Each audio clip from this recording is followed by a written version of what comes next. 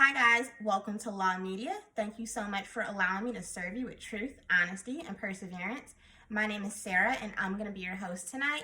And I wanted to come on and talk about the latest scandal that's going on with President Trump and his phone call with the Secretary of State of the state of Georgia.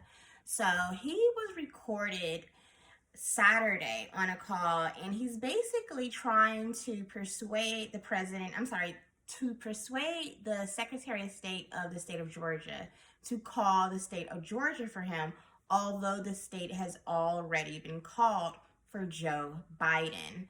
So, as we know, President Trump has lost the past election, and he has put in tons of lawsuits and he lost every single one of them.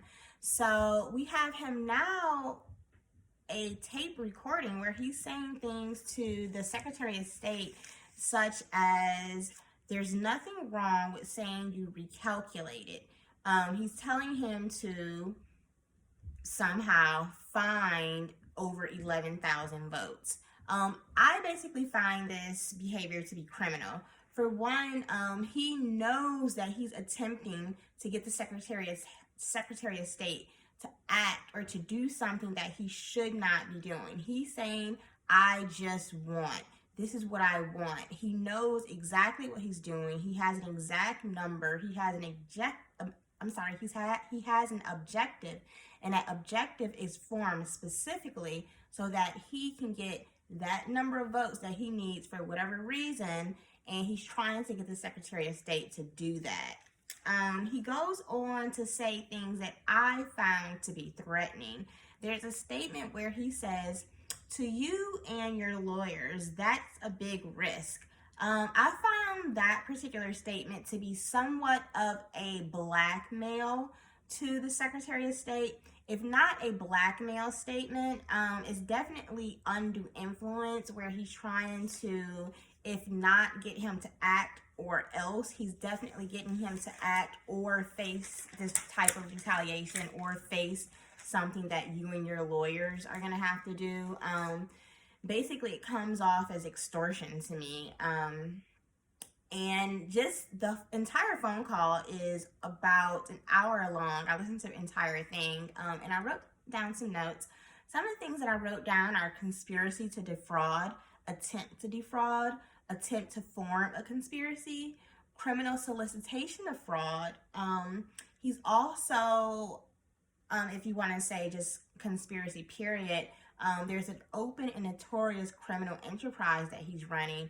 And I want to go back and rewind to earlier in the year, last year, when articles of impeachment were filed against him for this. He did, there was similar conduct. There's a phone call. He is telling somebody, basically, I want you to do this for that, a quid pro quo.